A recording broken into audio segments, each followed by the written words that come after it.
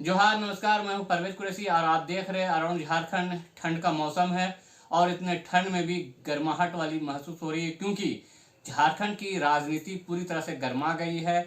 झारखंड की सरकार गिर चुकी है या गिरा दी गई है, ये एक विषय है आज की। क्योंकि करीब 15 घंटा से अधिक गुजर चुका है। जब मेरा वीडियो आप तक पहुंचेगा तो और समय गुजर चुकी होगी। ना ही इस राज्य में, झारखंड में, ना मुख्यमंत्री है, ना ही कोई सरकार है और ना ही राष्ट्रपति शासन लागू है। बिना सरकार के, बिना राष्ट्रपति शासन के झारखंड राज्य चल रही है। कहने का मतलब ये है कि 31 जनवरी 2024 रात्रि 8 से 9 बजे के बीच मुख्यमंत्री हेमंत सोरेन अपने आवास से निकलते हैं और राजभवन पहुंचते हैं और महामहिम राज्यपाल सीपी राधाकृष्णन को अपना इस्तीफा सौंप देते हैं। इस वक्त माले के विधायक विनोद सिंह, कांग्रेस से आलमगीर आलम, प्रदीप यादव और राजद से सत्यानंद भोक्ता उपस्थित होते हैं और चंपई सोरेन भी मौजूद होते हैं। बताया जा रहा था कि चंपई सोरेन को मुख्यमंत्री बनाया जाएगा, इसलिए उन्हें विधायक दल का नेता चुना गया। लेकिन अभी 15 घंटा से अधिक गुजर चुका है, नहीं तो इस बार कोई सुगबुगाहट है और ना ही कोई इस पर अब चर्चा करी। चर्चा सिर्फ ये है कि मुख्यमंत्री हेमंत सोरेन की चुनी हुई, जनता द्वारा चुनी गई सरकार को गिरा दिया गया। उनके जो समर्थक है वो सड़क पर है, ढोल मांदर, पारंपरिक तीर धनुष हथियार के साथ केंद्र सरकार और ईडी पे लगातार अपना आक्रोश व्यक्त कर रहे हैं, बता रहे हैं कि चुनी गई सरकार को किस तरह से झारखंड में गिरा दिया गया। देश का ये पहला ऐतिहासिक घटना है जहां पर मुख्यमंत्री अपने पद पर बने हुए हैं और ईडी जैसी संस्था आती है और उसे अपनी हिरासत में लेकर पूछताछ करती है और फिर उसे इस्तीफा दिलाती है और फिर गिरफ्तार कर लेती है।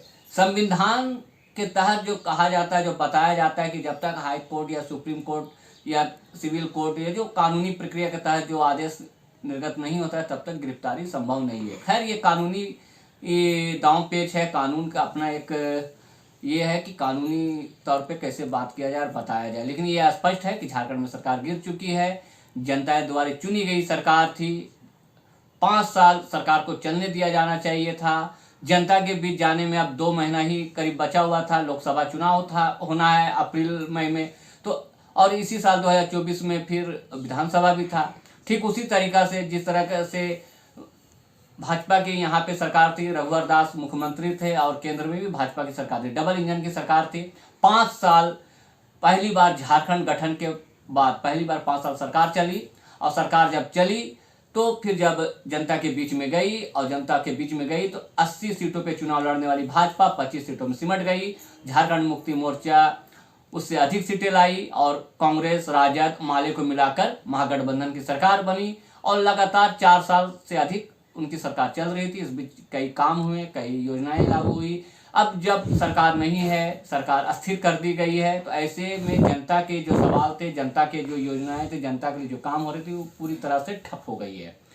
अब जो जनता ने चुनकर अपनी सरकार को लाई थी, अब वो जनता जो है टक टक टक टक टक टक टक टक की निगाहों से राजभवन की ओर देख रही है। सरकार किसकी बनेगी, सरकार कौन बनाएगा, ये कौतूहल का विषय है। भाजपा भी अब विधायक दलों के साथ बैठक कर रही है, कहीं तोड़ मोड़ वाली बात ना हो जाए, कहीं ऐसा ना हो कि पलटने वाले जो बिहार की स्थिति हुई है उस स्थिति की नौबत झारखंड में भी ना हो जाए।